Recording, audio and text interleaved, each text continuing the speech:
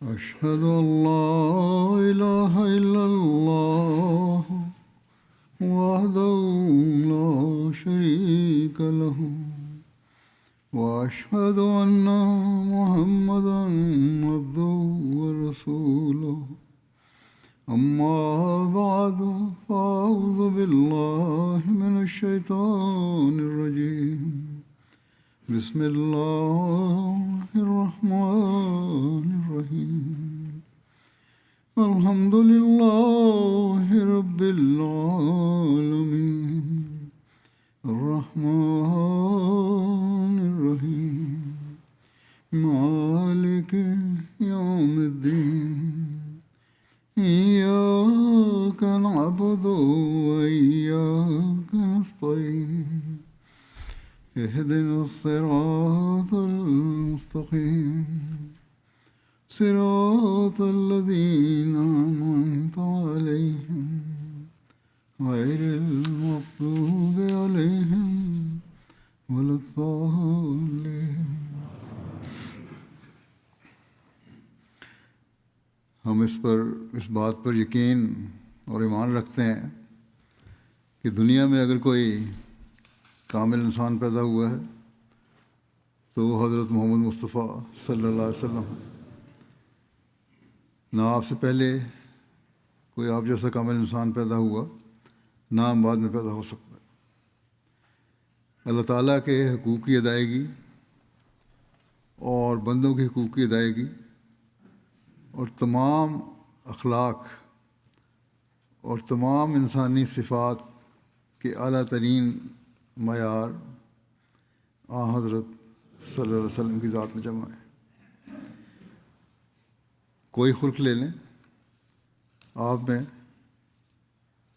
اس کے اعلیٰ ترین معیار موجود ہیں جو کسی دوسرے انسان میں نہ تھے، نہ ہیں اور نہ ہوں گے. انہی صفات اور اخلاق میں ایک خلق عاجزی اور انکساری کا ہے، جس کی اعلیٰ ترین مثال آپ میں پائی جاتی ہے. اپنے ماننے والوں کو بھی آپ نے ہمیشہ یہ نصیحت فرمائی کہ عاجزی کے خلق کو ہمیشہ اپنی زندگی کا حصہ بنانے کی کوشش ایک مومن کو کرنی چاہیے. آپ صلی اللہ علیہ وسلم نے اس اعلیٰ خلق آپ صلی اللہ علیہ وسلم کے اس اعلیٰ خلق کا اللہ تعالیٰ نے قرآن کریم میں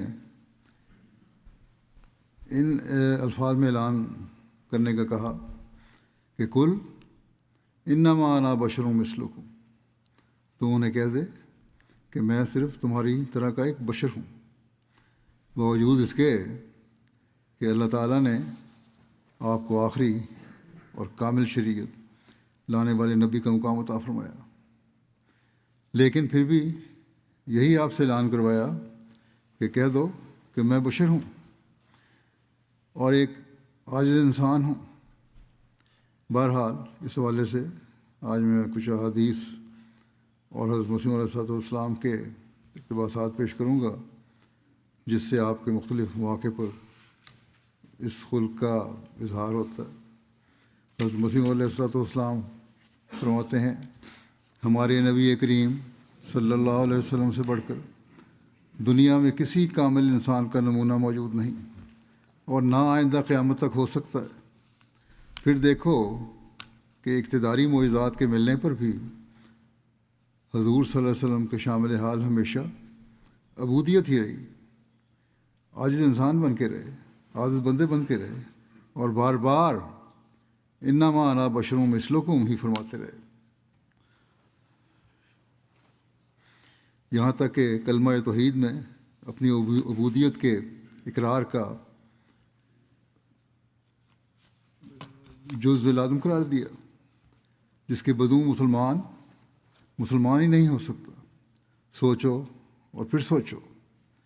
بس جس حال میں ہادی اکمل کی طرز زندگی ہم کو یہ سبق دے رہی ہے کہ اعلیٰ ترین مقام قرب پر بھی پہنچ کر عبودیت کے اعتراف کو ہاتھ سے نہیں دیا، تو اور کسی کا تو ایسا خیال کرنا اور ایسی باتوں کا دل میں لانا فضول اور عبث ہے۔ پھر آپ فرماتے ہیں کہ خالی شیخیوں سے اور بے جا تکبر اور بڑائی سے پرہیز کرنا چاہیے، اور انکساری اور تواضع اختیار کرنی چاہیے۔ دیکھو حضرت صلی اللہ علیہ وسلم جو کہ حقیقتاً سب سے بڑے اور مستحق بزرگی تھے، ان کے انکسار اور تواضع کا ایک نمونہ قرآن شریف میں موجود ہے۔ لکھا ہے کہ ایک اندھا حضرت صلی اللہ علیہ وسلم کی خدمت میں آ کر قرآن شریف پڑھا کرتا تھا۔ ایک دن آپ صلی اللہ علیہ وسلم کے پاس عمائد مکہ اور رؤسائے شہر جمع تھے، اور آپ ان سے گفتگو میں مشغول تھے۔ باتوں میں مصروف کی وجہ سے کچھ دیر ہو جانے سے وہ نابینا اٹھ کر چلا گیا۔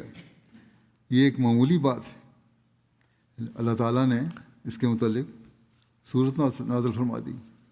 اس پر حضرت صلی اللہ علیہ وسلم اس کے گھر میں گئے اور اسے ساتھ لا کر اپنی چادر مبارک بچھا کر بٹھایا۔ اصل بات یہ ہے کہ جن لوگوں کے دلوں میں عظمت الہی ہوتی ہے، ان کو لازماً خاکسار اور متواضع بننا پڑتا ہے، کیونکہ وہ خدا کی بے نیازی سے ہمیشہ ترساں و لرزاں رہتے ہیں۔ بس یہ ایک واقعہ نہیں جو قرآن کریم میں بیان ہوا ہے یا حضرت مسیح علیہ السلام نے بیان فرمایا ہے، بلکہ ایک سبق ہے جو ہمیں یہ دیا گیا ہے کہ حضرت صلی اللہ علیہ وسلم تمہارے لیے اسوہ حسنہ ہیں۔ عاجزی اور انکساری کے اعلیٰ معیار حاصل کرنے کی تم بھی کوشش کرو اگر ان کی محبت کا دعویٰ ہے۔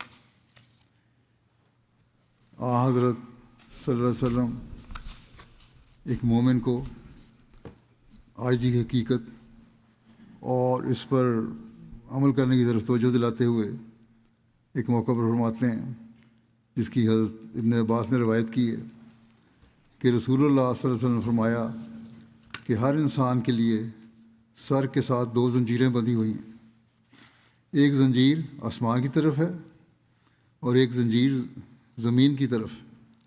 جب بندہ عاجزی اور فروتنی اختیار کرتا ہے تو وہ فرشتہ جس کے ہاتھ میں آسمان والی زنجیر ہے اسے اوپر اٹھا لیتا ہے۔ عاجزی سے نیچے جھکتا ہے بندہ، اللہ تعالیٰ اس کو اوپر کا مقام دیتا ہے، اور جب وہ تکبر اور سرکشی کرتا ہے تو زمین والی زنجیر اسے نیچے کھینچ لیتی ہے۔ تکبر کرنے والے کو پھر کا کوئی عمل قابل قبول نہیں ہوتا، وہ اللہ تعالیٰ کی نظر میں نیچے گرا ہوا ہے، زمین پہ گرا ہوا ہے۔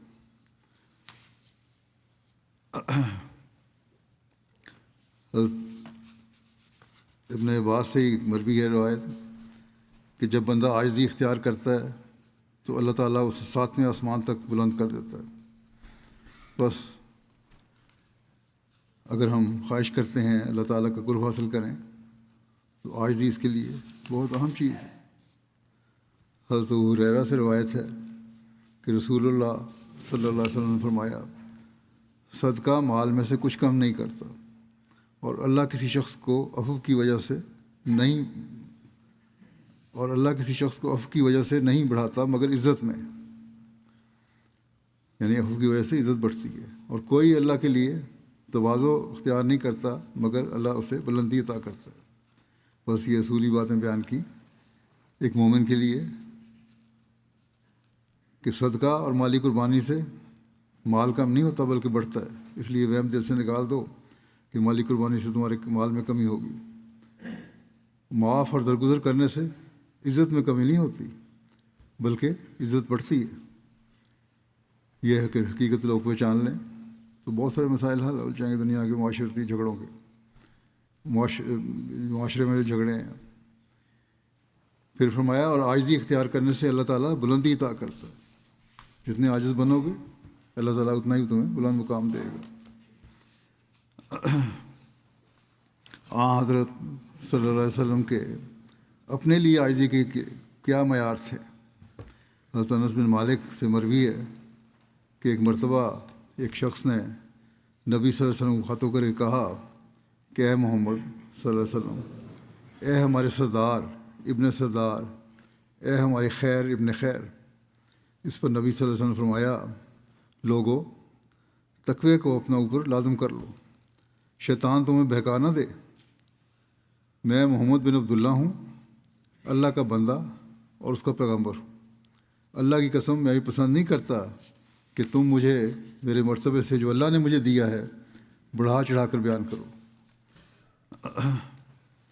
بس اللہ تعالیٰ نے جو آپ سے اعلان کروایا تو اپنے عملی نمونے سے بھی آپ نے اسے ثابت کر دیا۔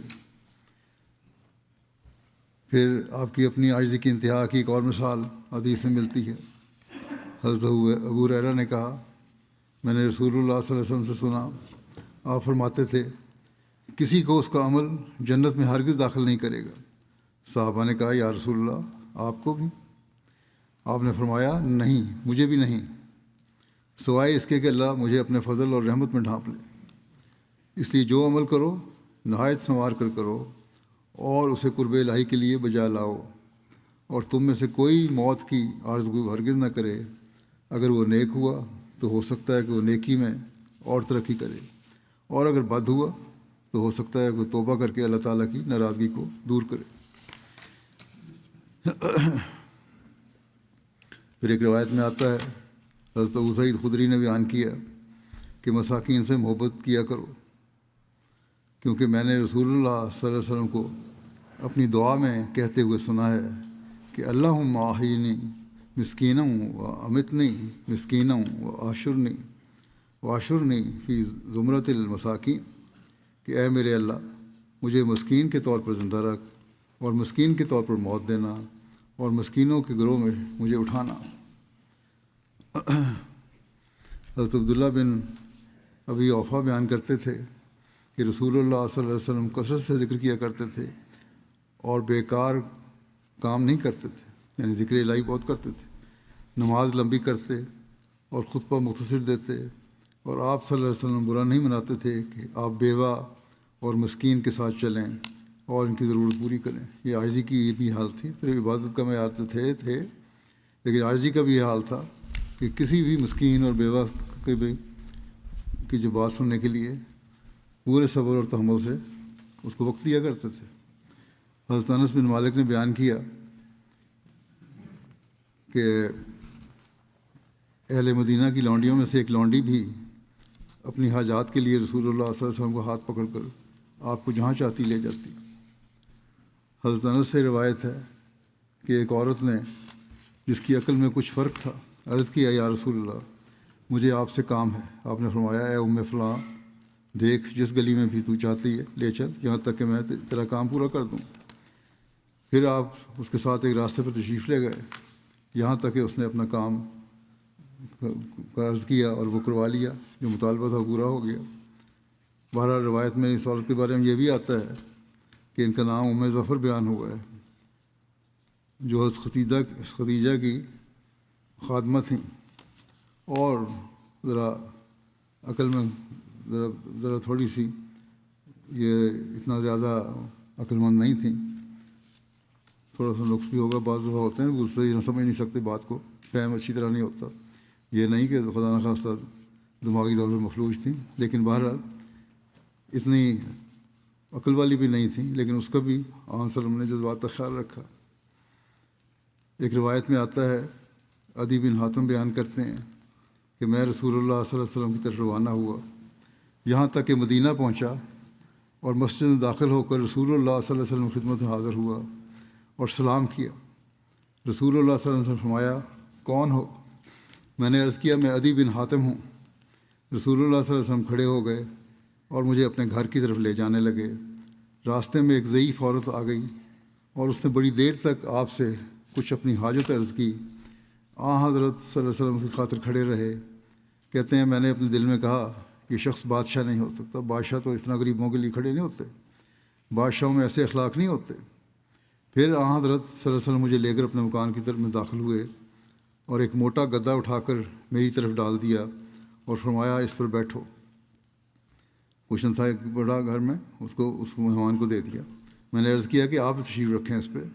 آپ نے فرمایا تم نہیں، تم بیٹھو۔ آخر میں اس پر بیٹھا اور آپ زمین پر بیٹھے۔ میں نے اپنے دل میں کہا کہ یہ بات ہرگز بادشاہوں کی سی نہیں ہے، یہ تو بہت عاجز انسان کی باتیں ہیں۔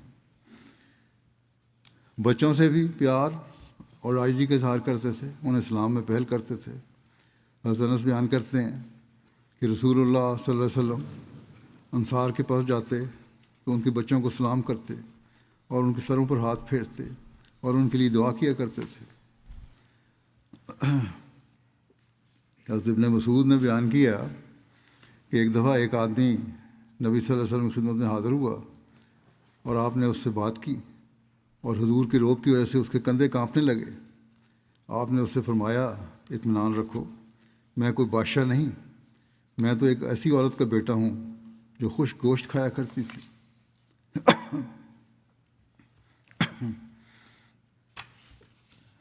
حضرت اقدس مسیح موعود علیہ السلام فرماتے ہیں کہ دیکھو ہمارے نبی کریم صلی اللہ علیہ وسلم کی کامیابیاں اگرچہ ایسی تھیں کہ تمام انبیاء سابقین میں اس کی نظیر نہیں ملتی، مگر آپ کو خدا تعالیٰ نے جیسی جیسی کامیابیاں عطا کیں آپ اتنی ہی فروتنی اختیار کرتے گئے۔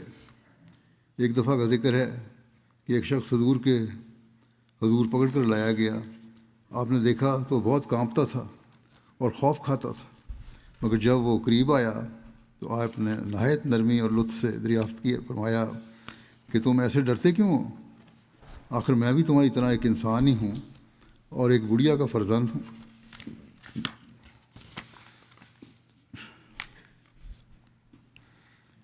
ظاہری رکھ رکھاؤ اور تکلف سے بھی آپ بہت بالا تھے، جس کا اظہار آپ کے مدینہ ہجرت کے وقت واقعہ میں ملتا ہے۔ کئی دفعہ ہم نے سنا، چنانچہ روایت میں آتا ہے کہ ہجرت مدینہ کے وقت جب رسول اللہ صلی اللہ علیہ وسلم مدینہ تشریف لائے تو یہ سنتے ہی مسلمان اٹھ کر اپنے ہتھیاروں کی طرف لپکے اور حرہ کے میدان میں رسول اللہ صلی اللہ علیہ وسلم کا استقبال کیا۔ آپ انہیں ساتھ لیے ہوئے دانی طرف مڑے اور بنو عمرو بن عوف کے محلے میں ان کے ساتھ اترے، اور یہ دوشنبہ سوموار کا دن تھا اور ربیع الاول کا مہینہ تھا۔ حضرت ابوبکر لوگوں سے ملنے کے لیے کھڑے ہوئے اور رسول اللہ صلی اللہ علیہ وسلم خاموش بیٹھے رہے، اور انصار میں سے وہ لوگ جنہوں نے رسول اللہ صلی اللہ علیہ وسلم کو نہیں دیکھا تھا آئے اور حضرت ابوبکر کو سلام کرنے لگے، یہاں تک کہ دھوپ رسول اللہ صلی اللہ علیہ وسلم پر پڑنے لگی۔ حضرت ابوبکر اٹھے اور انہوں نے حضور صلی اللہ علیہ وسلم پر اپنی چادر سے سایہ کیا۔ اس وقت لوگوں نے رسول اللہ صلی اللہ علیہ وسلم کو پہچانا۔ حضرت ابن عباس سے روایت ہے کہ انہوں نے حضرت عمر رضی اللہ عنہ سے سنا، وہ ممبر پر کھڑے کہہ رہے تھے کہ میں نے نبی صلی اللہ علیہ وسلم سے سنا، آپ فرماتے تھے میری تعریف میں مبالغہ نہ کرو، جیسے نصارہ نے ابن مریم کی تعریف میں مبالغہ کیا۔ میں تو صرف اللہ کا بندہ ہوں اور تم یہ کہو کہ اس کا بندہ اور اس کا رسول۔ اسی طرح علی بن حسن نے اپنے والد سے روایت کی، ہم سے اسلام کی محبت کی وجہ سے محبت کرو، کیونکہ رسول اللہ صلی اللہ علیہ وسلم نے مجھے فرمایا کہ میرے مقام و مرتبہ کے حق سے زیادہ نہ بڑھاؤ، کیونکہ اللہ تعالیٰ نے مجھے رسول بنانے سے پہلے اپنا بندہ بنایا ہوا ہے۔ آپ نے فرمایا اسلام کی محبت کی وجہ سے محبت کرو۔ مطرف نے بیان کیا کہ میرے والد نے بتایا کہ میں بنو عامر کے وفد میں رسول اللہ صلی اللہ علیہ وسلم کے پاس گیا۔ ہم نے عرض کیا کہ آپ ہمارے سردار ہیں۔ آپ نے فرمایا سردار تو اللہ تبارک و تعالی ہے۔ ہم نے عرض کیا آپ ہمیں فضل کے لحاظ سے افضل ترین ہیں اور احسان کرنے میں ہم سب سے عظیم ترین ہیں۔ آپ نے فرمایا اپنی بات بیان کرو، یا فرمایا اپنی باتیں بیان کرو، شیطان تمہیں دلیر نہ کر دے۔ یہ ہے آپ کی عاجزی کا مقام کہ فوراً ٹوک دیا کہ ان باتوں کو چھوڑو، یہ تمہارے اندر باعث میں ہو سکتا ہے بعد میں بہت خرابیاں پیدا کریں۔ تمہیں جو اپنا مقصد ہے اصل جس کے لیے آئے ہو وہ بیان کرو، اور غلط قسم کی باتیں نہ کرو میرے لیے، حالانکہ آپ کے لیے جو تعریف کے الفاظ استعمال کیے جاتے وہ ہو سکتے تھے۔ حضرت ربیع بن معوذ بن افراء کہتی تھیں کہ جب میرا رخصانہ ہوا تو نبی اکرم صلی اللہ علیہ وسلم میرے پاس اندر تشریف لائے اور میرے بستر پر اس طرح بیٹھ گئے جیسے تم میرے پاس بیٹھے ہو۔ جس کو بیان کر رہی ہیں اس کو انہوں نے کہا، تو اس وقت ہماری چند لڑکیاں دف بجانے لگیں اور میرے ان بزرگوں کی تعریف کرنے لگیں جو جنگ بدر میں مارے گئے تھے، اور ان اشعار میں ان میں سے ایک لڑکی نے کہا، ہم میں ایک ایسا نبی ہے جو جانتا ہے کہ کل کیا کچھ ہوگا۔ آپ نے فوراً فرمایا اس کو جانے دو اور وہی گاؤ جو پہلے گا رہی تھی۔ یہ باتیں غلط ہیں کہ عالم الغیب، مجھے علم کا غیب کا علم ہے، عالم الغیب تو صرف خدا تعالیٰ کی ذات ہے۔ حضرت عبداللہ نے نبی صلی اللہ علیہ وسلم سے روایت کی، آپ نے فرمایا کسی کو نہ چاہیے کہ وہ کہے کہ میں یونس بن متی سے افضل ہوں، باوجود افضل ہونے کے آپ نے اس مقابلہ سے منع فرمایا اور انتہائی عاجزی کا اظہار کیا۔ اسی طرح حضرت انس بن مالک بیان کرتے ہیں کہ ایک شخص رسول اللہ صلی اللہ علیہ وسلم کی خدمت میں حاضر ہوا اور عرض کیا یا خیر البریہ، یعنی اے مخلوق میں سب سے بہترین شخص۔ اس پر رسول اللہ صلی اللہ علیہ وسلم نے فرمایا وہ ابراہیم علیہ السلام تھے، یقیناً آپ خیر البریہ تھے اور ہیں، اور مخلوق میں سب سے افضل ہیں، رسولوں میں بھی سب سے افضل ہیں، لیکن اپنی انتہائی عاجزی سے اسے آپ نے حضرت ابراہیم کی طرف منسوب کر دیا۔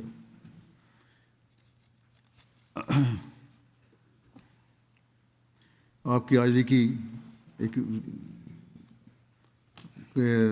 مثال کا ایک ذکر یوں ملتا ہے۔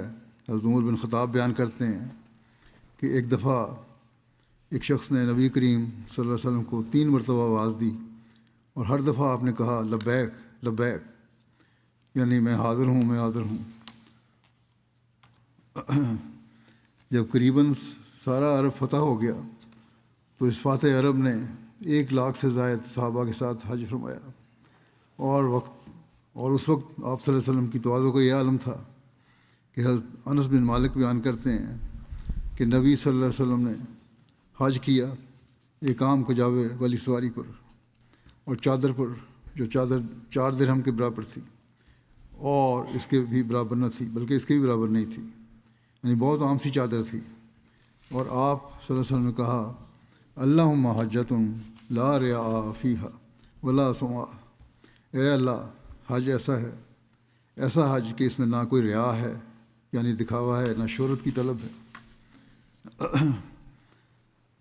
حضرت مسیح موعود علیہ السلام بیان فرماتے ہیں آن وسلم کی مدح اور تعریف میں آپ کے نام کی کہ احمد کا نام مظہر جمال ہے، اور اس کے مقابل پر محمد کا نام مظہر جلال ہے۔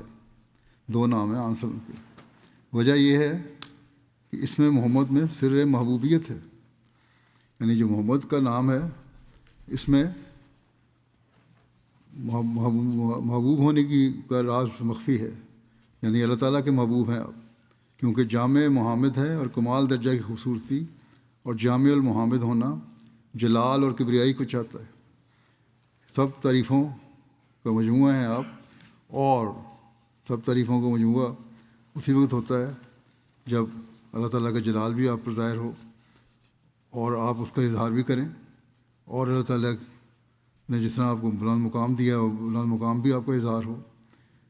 لیکن اس میں احمد میں سر عاشقیت ہے، عاشقی کا رنگ پوشیدہ ہے، کیونکہ حامدیت کو انکسار اور عشقی تذلل اور فروتنی لازم ہے۔ اسی کا نام جمالی حالت ہے۔ احمد کا نام جمالی حالت اس لیے ہے کہ اس میں عشق پایا جاتا ہے، اور یہ حالت فروتنی کو چاہتی ہے، عاجزی کو چاہتی ہے۔ آپ فرماتے ہیں کہ ہمارے نبی صلی اللہ علیہ وسلم میں شان محبوبیت بھی تھی جس کا اسم محمد مقتضی تھا، اس میں محمد مقتضی تھا، یعنی محمد کا نام اسی بات کا تقاضا کرتا تھا جو آپ محبوب تھے خدا تعالیٰ کے، کیونکہ محمد ہونا یعنی جمیع محمد ہونا شان محبوبیت پیدا کرتا تھا، اور حضرت صلی اللہ علیہ وسلم میں شان محبیت بھی تھی جس کا اسم احمد مقتضی تھا، یعنی اسم جو نام ہے احمد، اس کا یہ تقاضا تھا کہ آپ میں محبت کرنے کی صلاحیت بھی ہو، کیونکہ حامد کے لیے محب ہونا ضروری ہے۔ ہر ایک شخص کسی کی سچی اور کامل تعریف تبھی کرتا ہے جب کہ اس کا محب بلکہ عاشق ہو، اور عاشق اور محب ہونے کے لیے فروتنی لازمی ہے۔ کسی کا عاشق ہونے کے لیے عاجزی دکھانا ضروری ہے، روپ ڈال کے عشق نہیں ظاہر ہوتا، اور یہی جمالی حالت ہے جو حقیقت احمدیہ کو لازم پڑی ہوئی ہے۔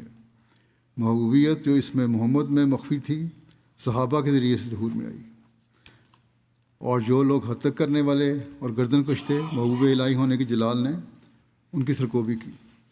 آپ اللہ کے محبوب تھے تو اللہ تعالیٰ نے پھر جلال بھی دکھایا، اور صحابہ کے ذریعے سے وہ جلال دکھایا اور دشمنوں کو پارا پارا کیا۔ پھر اس کی مزید وضاحت فرماتے ہوئے ایک جگہ فرماتے ہیں کہ آپ صلی اللہ علیہ وسلم کے مبارک ناموں میں ایک سر یہ ہے کہ محمد اور احمد جو دو نام ہیں، ان میں دو جدا جدا کمال ہیں۔ محمد کا نام جلال اور کبریائی کو چاہتا ہے، جو نہایت درجہ تعریف کیا گیا ہے، اور اس میں ایک معشوقانہ رنگ ہے، کیونکہ معشوق کی تعریف کی جاتی ہے، بس اس میں جلالی رنگ ہونا ضروری ہے۔ مگر احمد کا نام اپنے اندر عاشقانہ رنگ رکھتا ہے، کیونکہ تعریف کرنا عاشق کا کام ہے۔ وہ اپنے محبوب و معشوق کی تعریف کرتا رہتا ہے، اس لیے جیسے محمد محبوبانہ شان میں جلال اور کبریائی کو چاہتا ہے، اسی طرح پر احمد عاشقانہ شان میں ہو کر غربت اور انکساری کو چاہتا ہے۔ یہ جو دوسرا نام احمد ہے، عاجزی اور انکساری کا وصف سے ظاہر ہوتا ہے۔ اس میں ایک سر یہ تھا کہ آپ کی زندگی کی تقسیم دو حصوں پر کر دی گئی۔ دو حصے تھے آپ کی زندگی کے، ایک تو مکی زندگی تھی جو 13 سال کے زمانے کی تھی، اور دوسرے وہ زندگی ہے جو مدنی زندگی ہے، اور وہ 10 برس کی ہے۔ مکے کی زندگی میں اس میں احمد کی تجلی تھی۔ اس وقت آپ کے دن رات خدا تعالیٰ کے حضور گریہ و بکا اور طلب استعانت اور دعا میں گزرتے تھے۔ عاجزی اور انکساری کا انتہا سے تعلق تھا، گو بات کا بھی یہی حال ہے، لیکن یہاں صرف یہی صفت ظاہر ہو رہی تھی۔ اگر کوئی شخص آپ کی اس زندگی کے بسر اوقات پر پوری اطلاع رکھتا ہو تو اسے معلوم ہو جائے گا کہ جو تضرع اور زاری آپ نے اس مکی زندگی میں کی ہے، وہ کبھی کسی عاشق نے اپنے محبوب و معشوق کی تلاش میں کبھی نہیں کی اور نہ کر سکے گا۔ اللہ تعالیٰ کی محبت میں جس طرح فنا ہو کر وہاں اظہار ہوا، اس کی مثال آپ دے رہے ہیں۔ گو آپ کی ساری زندگی اس بات سے بھری پڑی ہے، لیکن خاص طور پر اس زمانے کی بات ہے۔ پھر آپ کی تضرع اپنے لیے نہ تھی، بلکہ یہ تضرع دنیا کی حالت کی پوری واقفیت کی وجہ سے تھی۔ خدا پرستی کا نام و نشان چونکہ مٹ چکا تھا، اور آپ کی روح اور خمیر میں اللہ تعالیٰ میں ایمان رکھ کر ایک لذت اور سرور آ چکا تھا، اور فطرتاً دنیا کو اس لذت اور محبت سے سرشار کرنا چاہتے تھے۔ ادھر دنیا کی حالت کو دیکھتے تھے تو ان کی استعدادیں اور فطرتیں عجیب طرز پر واقع ہو چکی تھیں، اور بڑے مشکلات اور مصائب کا سامنا تھا۔ غرض دنیا کی اس حالت پر آپ گریہ وزاری کرتے تھے، اور یہاں تک کرتے تھے کہ قریب تھا کہ جان نکل جاتی۔ اسی کی طرف اشارہ کر کے اللہ تعالیٰ نے فرمایا ہے، لا اللہ کا باقی النفس کا اللہ یکون مومنین، شاید تو اپنی جان کو ہلاک میں ڈال دے گا کہ وہ کیوں نہیں مومن ہوتے۔ یہ آپ کی متضرانہ زندگی تھی، اور اس میں احمد کا ظہور تھا۔ اس وقت آپ ایک عظیم الشان توجہ میں پڑے ہوئے تھے۔ اس توجہ کا ظہور مدنی زندگی اور اس میں محمد کی تجلی کے وقت ہوا، جیسا کہ اس آیت سے پتہ لگتا ہے۔ پہلا زمانہ تھا وہ احمد کی زندگی تھی، اب مدینہ میں آ گئے تو محمد کی تجلی ظاہر ہوئی، جیسا کہ پہلے ذکر ہوا، صحابہ کے ذریعے سے بھی دشمنوں کو فنا کیا۔ یہاں فرماتے ہیں کہ اس کا تجلی کا وقت ہوا، جیسا کہ اس آیت سے پتہ لگتا ہے کہ وَاسْتَفْتَحُوا وَخَابَ كُلُّ جَبَّارٍ عَنِيدٍ، اور انہوں نے فتح کے لیے دعا کی، اور ہر ایک سرکش اور حق کا دشمن ناکام و نامراد ہو گیا۔ مدینہ میں آ کر پھر جو دشمن نے سختی کی تو وہاں پھر جلوہ محمد ظاہر ہوا، اور پھر ہر دشمن تباہ و برباد ہو گیا۔ وَاسْتَفْتَحُوا وَخَابَ كُلُّ جَبَّارٍ عَنِيدٍ، اللہ تعالیٰ سے مانگا، فتح مانگی، اور اللہ تعالیٰ نے پھر دشمن پر فتح عطا فرمائی، اور اللہ تعالیٰ نے آپ کے دشمنوں کو تباہ و برباد کیا۔ حضرت مسیح علیہ الصلوۃ والسلام فرماتے ہیں ایک جگہ کہ حضرت صلی اللہ علیہ وسلم کی حالت جس قدر بعض مقامات پر فروتنی اور انکساری میں کمال پر پہنچی ہوئی نظر آتی ہے، وہاں معلوم ہوتا ہے کہ اسی قدر آپ روح القدس کی تائید اور روشنی سے مؤید اور منور ہیں، جیسا کہ ہمارے نبی کریم صلی اللہ علیہ وسلم نے عملی اور فعلی حالت سے دکھایا ہے، یہاں تک کہ آپ کے انوار و برکات کا دائرہ اس قدر وسیع ہے کہ عبدالآباد تک اسی کا نمونہ اور ذیل نظر آتا ہے، ہمیشہ یہ نمونہ نظر آئے گا۔ چنانچہ اس زمانے میں بھی جو کچھ خدا تعالیٰ کا فیض اور فضل نازل ہو رہا ہے وہ آپ ہی کی اطاعت اور آپ ہی کی اتباع سے ملتا ہے۔ میں سچ کہتا ہوں اور اپنے تجربے سے کہتا ہوں کہ کوئی شخص حقیقی نیکی کرنے والا اور خدا تعالیٰ کی رضا کو پانے والا نہیں ٹھہر سکتا اور ان انعام و برکات اور معارف اور حقائق اور کشوف سے بہرہور نہیں ہو سکتا جو اعلیٰ درجہ کے تزکیہ نفس پر ملتے ہیں، جب تک وہ رسول اللہ صلی اللہ علیہ وسلم کی اتباع میں کھویا نہ جائے، اور اس کا ثبوت خود خدا تعالیٰ کے کلام سے ملتا ہے۔ کل ان کنتم تحبون اللہ فاتبعونی یحببکم اللہ۔ تو کہہ دے کہ اے لوگو، اگر تم اللہ سے محبت رکھتے ہو تو میری اتباع کرو، کہ اللہ بھی تم سے محبت کرے گا۔ اور خدا تعالیٰ کے اس دعوے کی عملی اور زندہ دلیل میں ہوں۔ ہم فرماتے ہیں کہ اس کی عملی دلیل میں ہوں، میں نے محبت کرتا ہوں آپ وسلم سے، اور اللہ تعالیٰ کے فضل مجھ پر نازل ہو رہے ہیں ان نشانات کے ساتھ جو خدا تعالیٰ کے محبوبوں اور ولیوں کے قرآن شریف میں مقرر ہیں۔ مجھے شناخت کرو۔ غرض نبی کریم صلی اللہ علیہ وسلم کے اخلاق کا کمال جہاں تک ہے کہ اگر کوئی بڑھیا بھی آپ کا ہاتھ پکڑتی تھی تو آپ کھڑے ہو جاتے اور اس کی باتوں کو نہایت توجہ سے سنتے، اور جب تک کہ وہ خود آپ کو نہ چھوڑتی آپ نہ چھوڑتے تھے۔ ایک روایت میں آپ کی عاجزی اور سادگی کا ذکر اس طرح ملتا ہے۔ حضرت انس بن مالک نے بیان کیا، رسول اللہ صلی اللہ علیہ وسلم مریض کی عیادت فرماتے، جنازے پہ تشریف لاتے اور گدھے پر سوار ہو جاتے، معمولی سواری بھی ہوتی سوار ہو جاتے، اور غلام کی دعوت قبول فرماتے۔ اور بنو قریظہ کے دن آپ گدھے پر سوار تھے جس کی لگام کھجور کی چھال کی رسی کی تھی، اور اس پر کھجور کی چھال کی زین تھی، یعنی بہت معمولی جیسی تھی۔ ایک روایت میں آتا ہے، عثمان نے ایک خطبہ میں بیان کیا کہ اللہ کی قسم، ہمیں رسول اللہ صلی اللہ علیہ وسلم کے ساتھ سفر میں بھی اور حضر میں بھی معیت حاصل رہی ہے۔ آپ صلی اللہ علیہ وسلم ہمارے بیماروں کی عیادت کرتے تھے، ہمارے جنازوں کے ساتھ جاتے تھے، ہر جگہ ہر کام میں ہمارے ساتھ رہے وہ۔ اسی طرح حضرت ہریرہ بیان کرتے ہیں کہ نبی کریم صلی اللہ علیہ وسلم نے فرمایا کہ اگر مجھے بکری کی ایک دستی یا پایا کھانے کی دعوت دی جائے تو میں اس دعوت کو ضرور قبول کروں، اور اگر بکری کی دستی یا پایا مجھے بطور ہدیہ بھیجا جائے تو میں اس کو ضرور لے لوں، یعنی معمولی سی چیز کی دعوت بھی ہو یا تحفہ ہو تو وہ بھی آپ قبول کرتے تھے۔ اور انس بن مالک بیان کرتے ہیں کہ ایک دن اللہ کے نبی صلی اللہ علیہ وسلم کی وہ جو کی روٹی اور پرانی چربی کی دعوت پر مدعو کیا گیا، اور آپ نے اسے دعوت بڑی خوشی سے قبول کر لی۔ ایک روایت میں آپ کے سادہ کھانے کا ذکر یوں ملتا ہے۔ حضرت انس بن مالک روایت کرتے ہیں کہ ایک دن ایک درزی نے رسول اللہ صلی اللہ علیہ وسلم کو کھانے کی دعوت دی جو اس نے تیار کیا تھا۔ حضرت انس بن مالک کہتے تھے کہ رسول اللہ صلی اللہ علیہ وسلم کے ساتھ میں بھی اس دعوت میں چلا گیا۔ رسول اللہ صلی اللہ علیہ وسلم کے سامنے اس نے روٹی اور شوربہ پیش کیا جس میں کدو کے قتلے اور گوشت کی بوٹیاں تھیں۔ سالن جو تھا اس میں کدو اور گوشت کا تھا۔ میں نے نبی صلی اللہ علیہ وسلم کو دیکھا کہ آپ پیالے کے ارد گرد سے جہاں کدو ہوتے لیتے، گوشت چھوڑ دیتے تھے۔ حضرت انس کہتے تھے میں نے اس دن سے ہی کدو کھانا شروع کر دیا، میں پسند کرنے لگا کدو۔ یہاں میں اپنے مہمانوں کے لیے بھی ایک بات کر دوں، یہ ان کے لیے بھی سبق ہے، کیونکہ نگر میں جلسے کے دنوں میں خاص طور پر بعض دفعہ لوگ اعتراض کر دیتے ہیں کہ ہمیں آلو گوشت میں صرف آلو نہیں ڈالنا ہے، صرف گوشت ہی ڈال کے دو۔ تو یہ جو اسوہ ہے علیہ وسلم کا، اس کو ہم ہمیشہ اپنے سامنے رکھیں کہ کھانا تو حساب سے پکتا ہے، اس لیے جو ملے اس میں سے کھانا چاہیے، اور ہر سبزی یا گوشت جو بھی ملے اس کو پسند کر کے کھا لینا چاہیے۔ پھر جذبات کے خیال اور عاجزی کی ایک مثال ایک روایت سے یوں ملتی ہے۔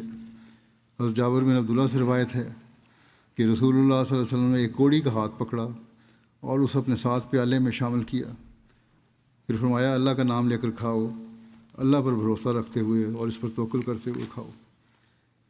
اسی طرح حضرت اسامہ بن زید نے بیان کیا کہ رسول اللہ صلی اللہ علیہ وسلم ایک گدھے پر سوار ہوئے، اس پر فضہ کی بنی ہوئی چادر تھی، اور آپ صلی اللہ علیہ وسلم نے حضرت اسامہ بن زید کو اپنے پیچھے بٹھایا ہوا تھا۔ کوئی یہ نہیں تھا کہ میرے ساتھ کون بیٹھا ہے کون نہیں بیٹھا۔ حضرت عبداللہ بن عباس نے بیان کیا کہ رسول اللہ صلی اللہ علیہ وسلم نے قربانی کے دن فضل بن عباس کو اپنے پیچھے اونٹنے کی پشت پر سوار کر لیا۔ اسی طرح حضرت انس سے روایت ہے کہ جب آپ مکہ مکرمہ میں داخل ہوئے تو لوگ آپ کی زیارت کے لیے آئے۔ عاجزی کی وجہ سے آپ کا سر کجابے کو چھو رہا تھا۔ آپ لوگوں کے درمیان تھے۔ فتح اور مسلمانوں کی کثرت دیکھ کر آپ کی ریش مبارک عاجزی کی وجہ سے کجابے کو چھو رہی تھی یا قریب تھا کہ وہ چھو لے۔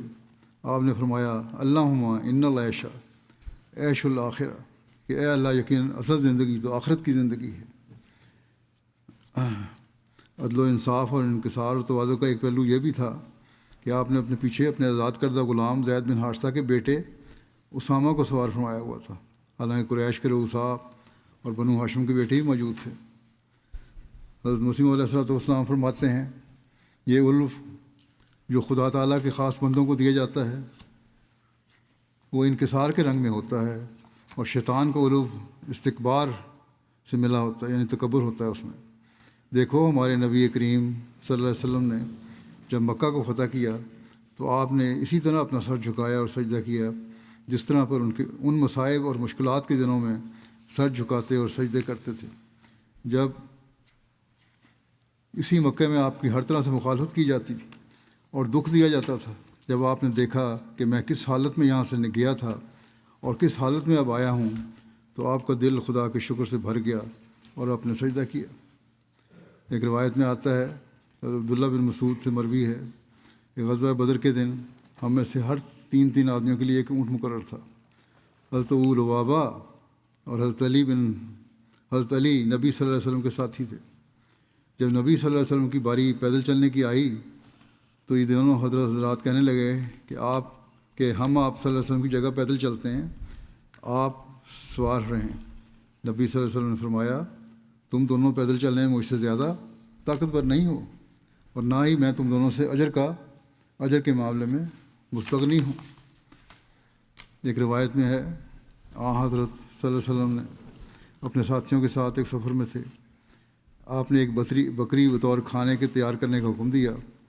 ایک شخص نے کہا یا رسول اللہ صلی اللہ علیہ وسلم اس کا ذبح کرنا میرے ذمہ ہے۔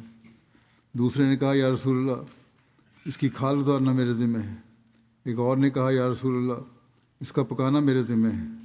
اس پر حضرت صلی اللہ علیہ وسلم نے فرمایا اور ایندھن جمع کرنا میرے ذمہ ہے۔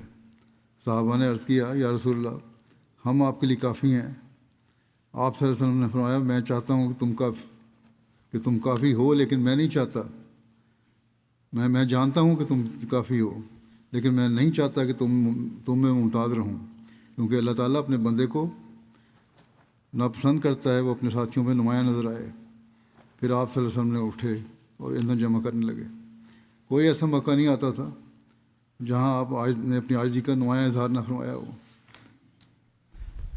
ایک روایت میں اسود نے بیان کیا کہ میں نے حضرت عائشہ سے پوچھا کہ نبی صلی اللہ علیہ وسلم اپنے گھر کیا کیا کرتے تھے؟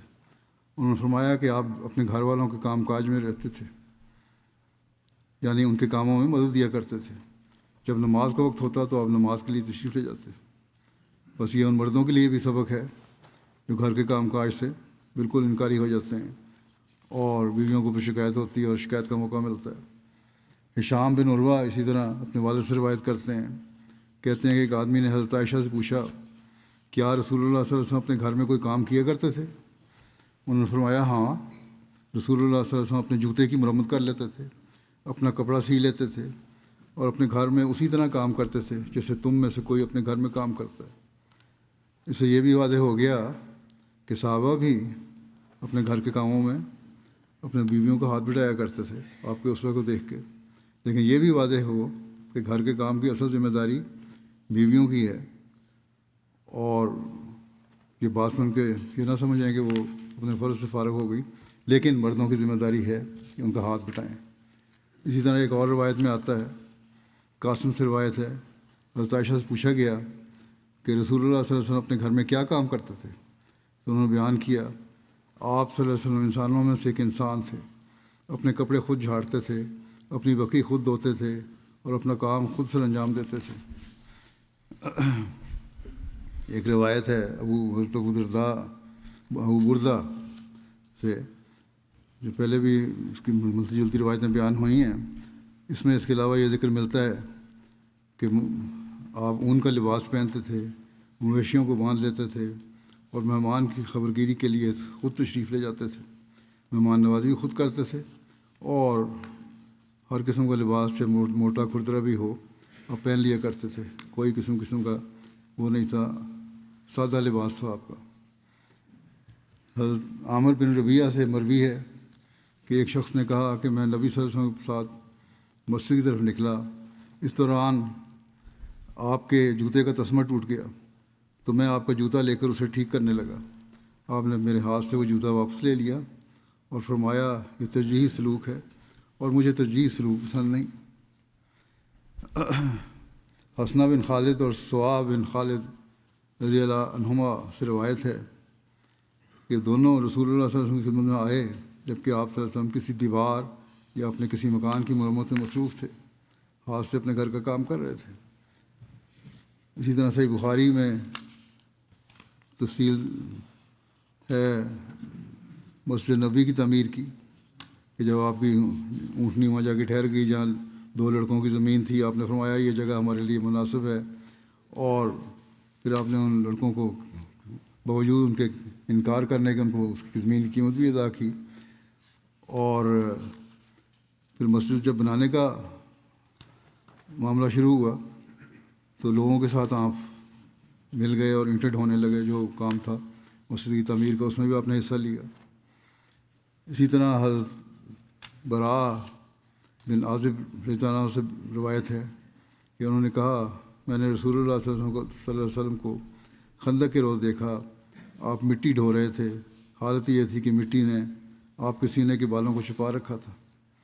حضرت انس بن مالک رضی اللہ عنہ بیان کرتے ہیں کہ میں صبح رسول اللہ صلی اللہ علیہ وسلم کے پاس عبداللہ بن ابی طلحہ کو لے کر گیا، تو آپ صلی اللہ علیہ وسلم نے اس کو گھٹی دی۔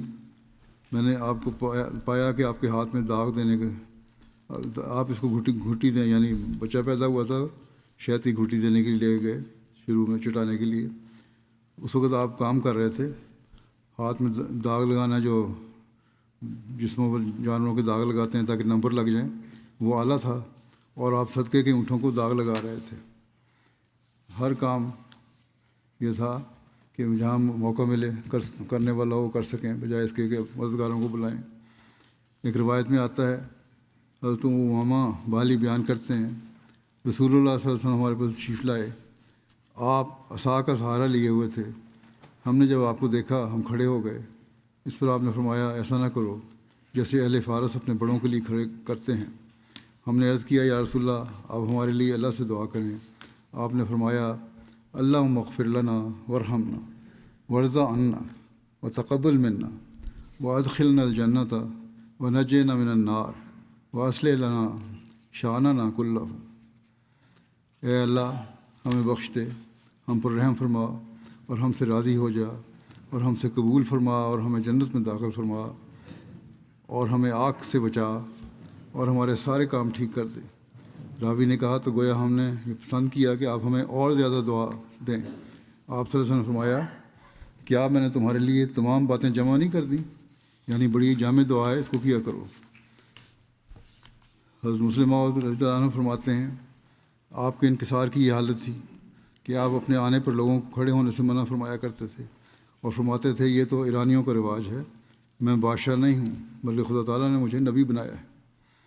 بس آپ صلی اللہ علیہ وسلم کے عاجزی کے وہ معیار تھے ان کی مثال کہیں اور نہیں ملتی، اور یہی وہ اسوہ ہے جس پر چلنے کی کوشش ہمیں کرنی چاہیے تاکہ ہم بھی اللہ تعالیٰ کا قرب پانے والے بنیں۔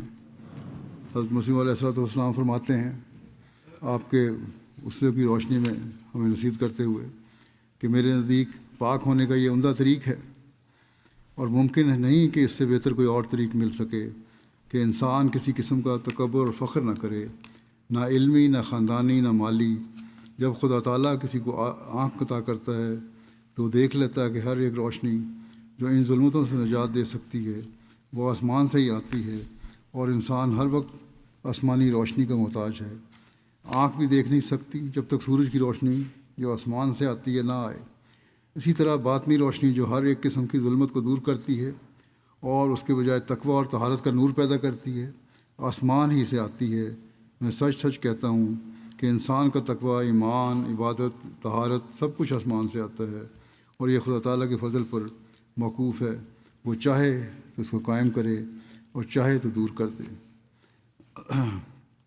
بس سچی معرفت اسی کا نام ہے کہ انسان اپنے نفس کو مصلوب اور لاشے سمجھے اور آستانہ الوہیت پر گر کر انکسار اور عجز کے ساتھ خدا تعالیٰ کے فضل کو طلب کرے اور اس نور معرفت کو مانگے جو جذبات نفس کو جلا دیتا ہے اور اندر ایک روشنی اور نیکیوں کے لیے قوت اور حرارت پیدا کرتا ہے۔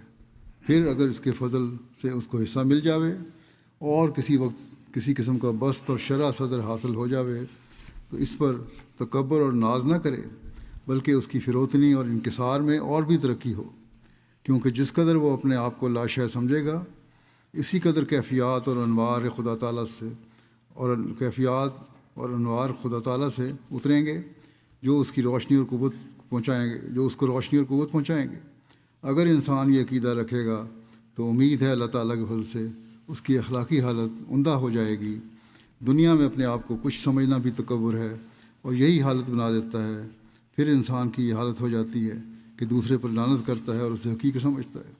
پھر آپ نے فرمایا انسان جو ایک عاجز مخلوق ہے اپنے تئیں شامت اعمال سے بڑا سمجھنے لگ جاتا ہے، کبر اور رعونت اس میں آ جاتی ہے۔ اللہ کی راہ میں جب تک انسان اپنے آپ کو سب سے چھوٹا نہ سمجھے چھٹکارا نہیں پا سکتا۔ کبیر، بھگت کبیر ایک ہندوستان میں شاعر تھے، صوفی شاعر، ان کہتے ہیں کبیر نے سچ کہا ہے کہ بھلا ہوا ہم نیچ بھلے ہر کو کیا سلام، جے ہوتے گھر اونچ کے ملتا کہاں بھگوان۔ یعنی اللہ تعالیٰ کا شکر ہے کہ ہم چھوٹے گھر میں پیدا ہوئے، اگر عالی خاندان میں پیدا ہوتے تو خدا نہ ملتا۔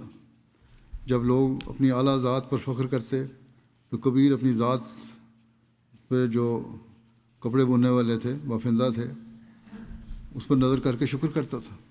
بس انسان کو چاہیے کہ ہر دم اپنے آپ کو دیکھے کہ میں کیسا ہیچ ہوں، میری کیا ہستی ہے۔ ہر ایک انسان خواہ کتنا ہی عالم عالی نسب ہو، مگر جب وہ اپنے آپ کو دیکھے گا بہر نہج وہ کسی نہ کسی پہلو میں بشرطے کہ آنکھیں رکھتا ہو، تمام کائنات سے اپنے آپ کو ضرور بضرور ناقابل و ہیچ جان لے گا۔ انسان جب تک ایک غریب و بے کس بڑھیا کے ساتھ وہ اخلاق نہ برتے جو ایک اعلیٰ نسب عالی جا انسان کے ساتھ برتتا ہے یا برتنے چاہیے، اور ہر ایک طرح کے غرور اور رعونت اور کبر سے اپنے آپ کو نہ بچاوے، وہ ہرگز خدا تعالیٰ کی بادشاہت میں داخل نہیں ہو سکتا۔ خدا تعالیٰ کو پانا ہے تو عاجزی ضروری شرط ہے۔ اللہ تعالیٰ ہمیں عاجزی کی حقیقت کو سمجھنے اور حضرت صلی اللہ علیہ وسلم کے اسوہ پر کو ہمیشہ سامنے رکھنے کی توفیق عطا فرمائے۔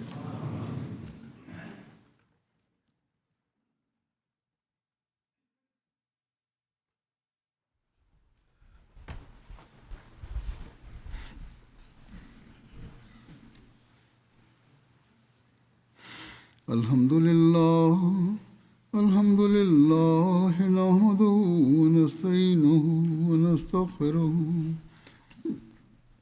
ونؤمن بہ ونتوکل علیہ ونعوذ باللہ من شرور انفسنا ومن سیئات اعمالنا من یہدہ اللہ فلا مضل لہ ومن يضلل فلا هادي له ونشهد أن لا إله إلا الله ونشهد أن محمدا عبده ورسوله عباد الله رحمكم الله إن الله يأمر بالعدل والإحسان وإيتاء ذي القربى وينهى عن الفحشاء والمنكر والبغي يعظكم لعلكم تذكرون اذكروا الله يذكركم وادعوه يستجب لكم ولذكر الله أكبر۔